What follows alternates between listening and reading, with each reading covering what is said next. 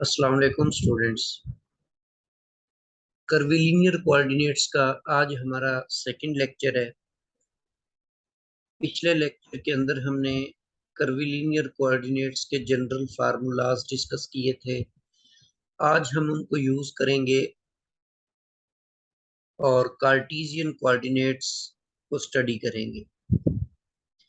Cartesian coordinates के अंदर arc length का फार्मूला, एरिया एलिमेंट्स का formula, volume element, gradient, divergence and curl, इन चीज़ों को हम कार्टेशियन कोऑर्डिनेट्स में स्टडी करेंगे। जो हमने जनरल फार्मूले पढ़े थे कर्विलिनियर कोऑर्डिनेट्स के, उन्हीं को हमने चेंज करके कार्टेशियन कोऑर्डिनेट सिस्टम में कन्वर्ट करना है। ये रेक्टेंगुलर कोऑर्डिनेट सिस्टम, इसकी डेफिनेशन ये है, the rectangular coordinate Cartesian coordinate system is a particular case of curvilinear coordinate system in which we take u1 is equal to x, u2 is equal to y and u3 is equal to z.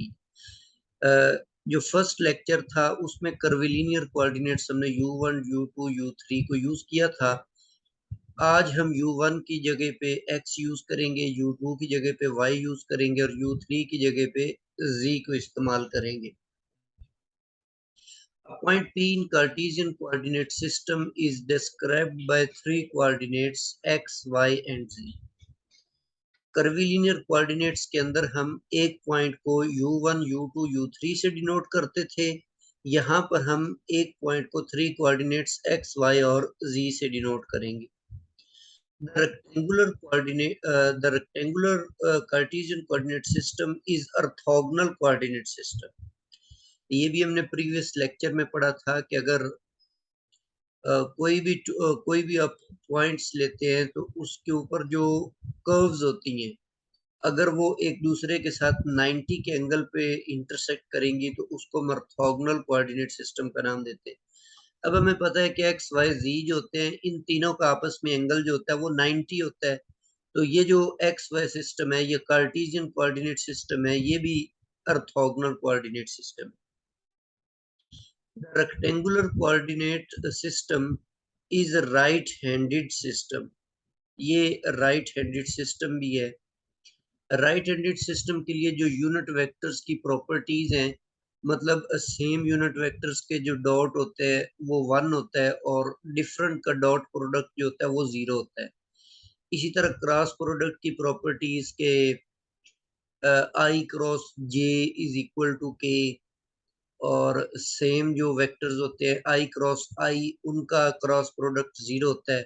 तो उन properties को जो system satisfy करता है उसे हम right handed system कहते हैं, जिसमें हम राइट हैंड रूल यूज करके तो क्रॉस प्रोडक्ट में थर्ड वेक्टर जो है ए क्रॉस बी फाइंड आउट करते हैं और वो उसमें होल्ड करता है।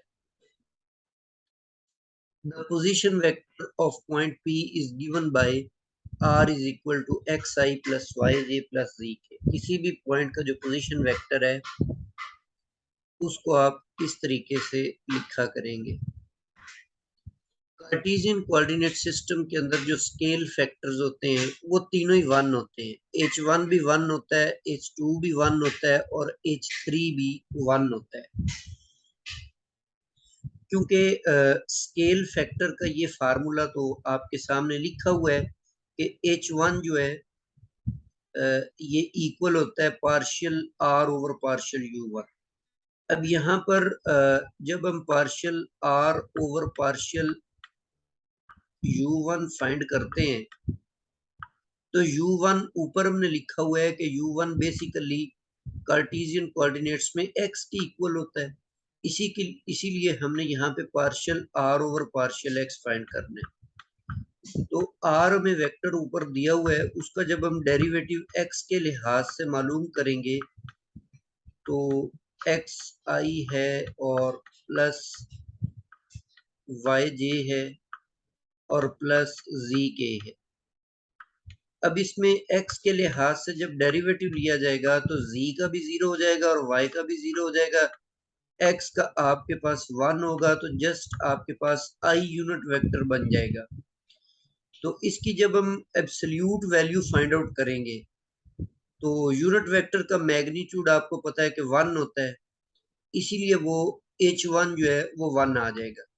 इसी तरीके से आप h2 फाइंड करेंगे वो भी 1 आएगा, h3 फाइंड करेंगे वो भी 1 आएगा। अब मल्टीपल चॉइस क्वेश्चन के लिए ये बात आपने याद रखनी है कि रेक्टेंगुलर कार्टेशियन कोऑर्डिनेट सिस्टम के तीनों स्केल फैक्टर्स 1 होते हैं।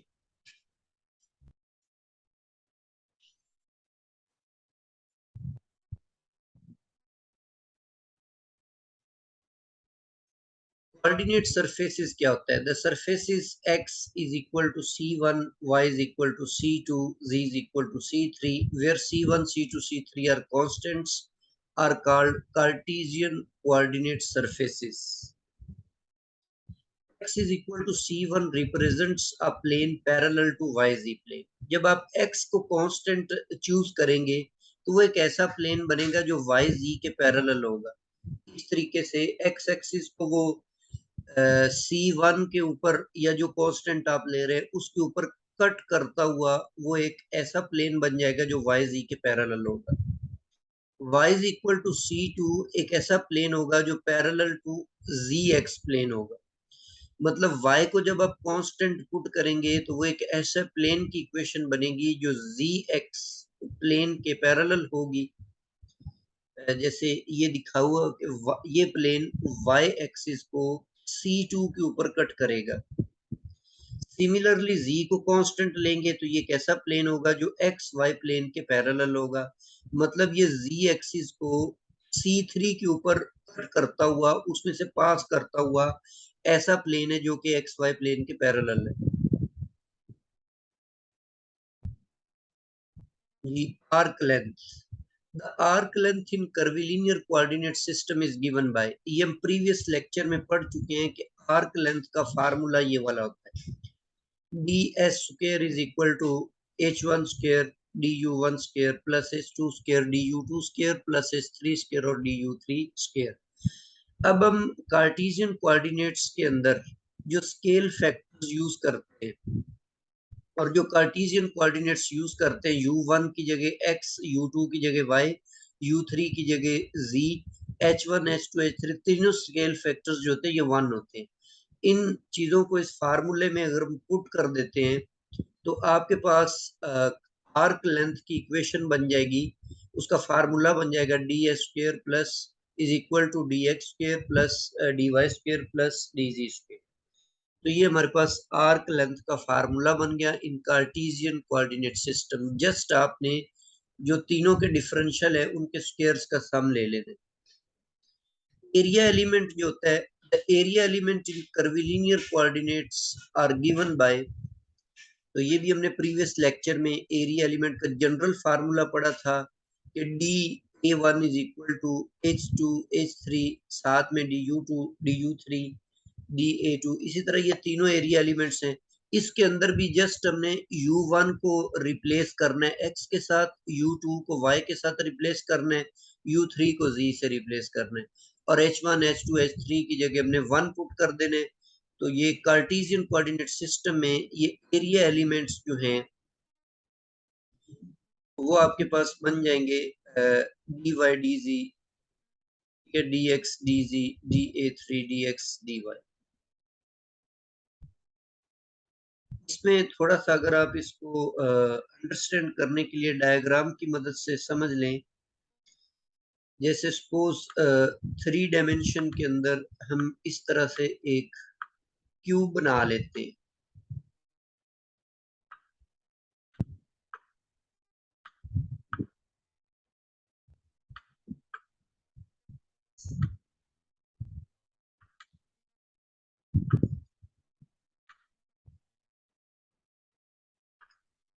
सपोज ये हमारे पास एक्स एक्सिस है, ये वाई एक्सिस है और ये जी एक्सिस है। तो इसमें अब ये जो फ्रंट है ये वाला फेस है फ्रंट फेस, इसका अगर आप एरिया एलिमेंट निकालना चाहते हैं तो अब इसमें आप देखें कि ये आपके पास y की डायरेक्शन में इसकी लेंथ है, इसको डी वाई कह देते हैं। और ये जो है z की डायरेक्शन में है तो इसको हम डी जी कह देते हैं। तो लेंथ और विड्थ वाले तरीके से इनको मल्टीप्लाई करेंगे तो ये एरिया एलिमेंट आ जाएगा। तो इसीलिए ये DA1 जो है ये आपने एरिया एलिमेंट DYDZ। इसी तरह बाकी तीनों फेसेस जो हैं उनके भी एरिया एलिमेंट्स इस तरीके से आप फाइंड आउट करेंगे।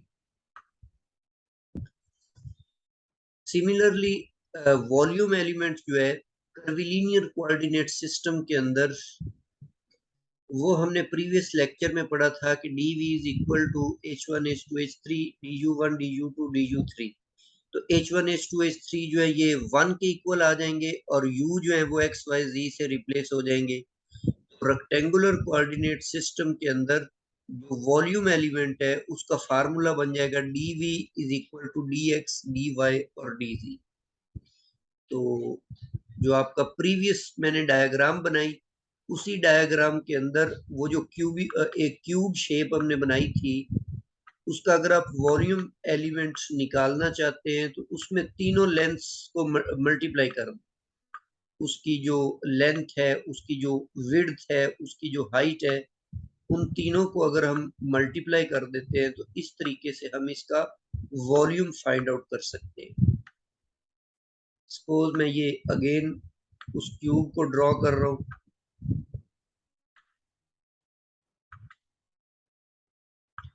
देखें ये एक्स एक्सिस है सपोज कर लें, और ये आपके पास वाई एक्सिस है और ये हमारे पास जी एक्सिस है।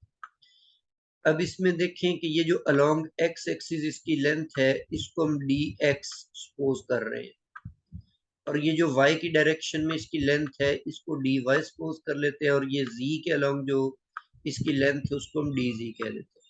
तो इस क्यूब का वॉल्यूम निकालने के लिए जस्ट आपने हाइट, लेंथ और विड्थ को आपस में मल्टीप्लाई करना है, तो ये आपके पास इसका वॉल्यूम एलिमेंट बन जाए।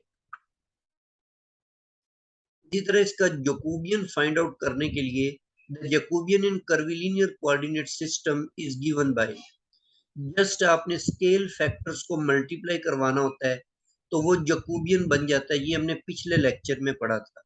अब यहाँ पर आप तीनों स्केल फैक्टर्स को जब आपस में मल्टीप्लाई करेंगे कार्टेशियन कोऑर्डिनेट सिस्टम के अंदर, तो कार्टेशियन कोऑर्डिनेट सिस्टम का जैकोबियन जो है वो 1 आ जाता है। ये भी अब मल्टीपल चॉइस क्वेश्चन के लिए वेरी इंपॉर्टेंट है कि आपसे पूछा जाए कि रेक्टेंगुलर कोऑर्डिनेट सिस्टम का जो जैकोबियन होता है वो कितना होता है, तो exactly this is equal to 1।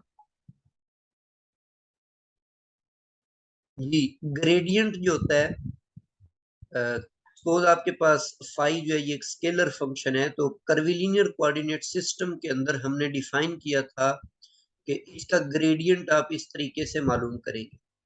देखिए मैंने आपको फर्स्ट डे ये बात बताई थी कि आम तौर पर जो सिस्टम हम यूज करते हैं, rectangular coordinate system, cylindrical coordinate system और कार्टेशियन कोऑर्डिनेट सिस्टम, ये अभी हम जितनी चीजें पढ़ रहे हैं हर एक कोऑर्डिनेट सिस्टम के लिए आप अलग अलग से याद करेंगे तो ये बहुत मुश्किल काम है।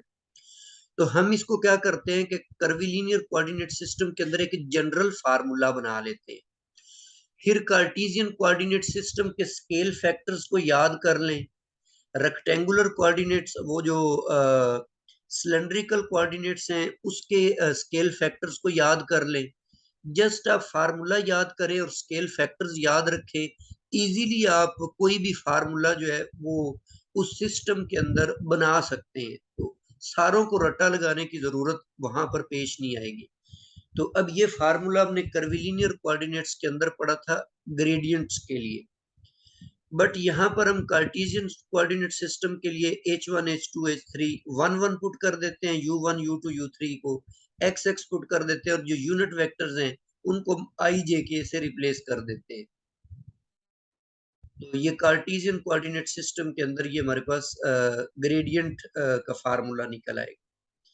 इसी तरह डाइवर्जेंस का हमने जो कर्विलिनियर कोऑर्डिनेट्स के अंदर फार्मूला पढ़ा था, सपोज ये आपके पास कोई एक वेक्टर है कर्विलिनियर कोऑर्डिनेट्स के अंदर, इसका डाइवर्जेंस हमने इस तरह से डिफाइन किया था कि तीनों स्केल फैक्टर्स के प्रोडक्ट से डिवाइड करते हैं, और ब्रैकेट के अंदर इस तरह से ये पहला आपने डेरिवेटिव लिया u1 के लिहाज से, तो h2 h3 a1 plus partial over partial u2 h3 h1 a2।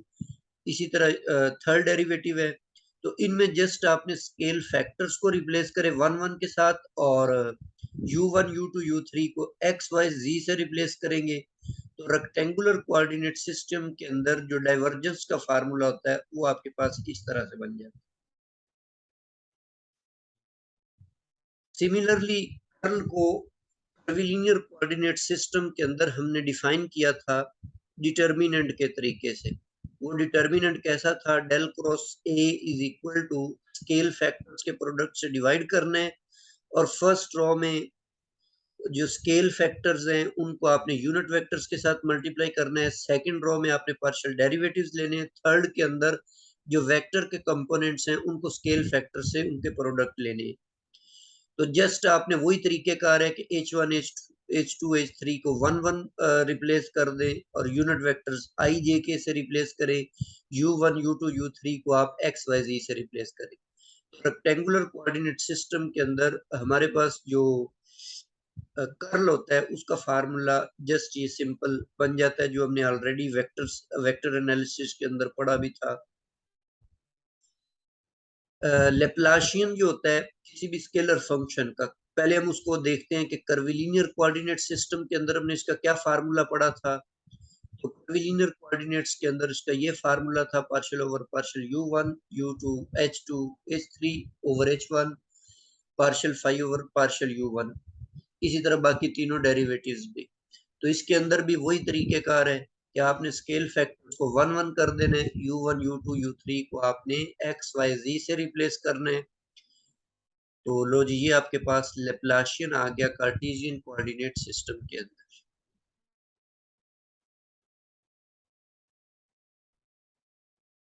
जी, यहाँ तक आज हमने कार्टेशियन कोऑर्डिनेट सिस्टम के अंदर कन्वर्जन सीखी है कि जनरल फार्मूले थे हमारे पास कर्विलिनियर कोऑर्डिनेट्स के, उनको हमने ट्रांसफॉर्म किया रेक्टेंगुलर कार्टेशियन कोऑर्डिनेट सिस्टम के अंदर।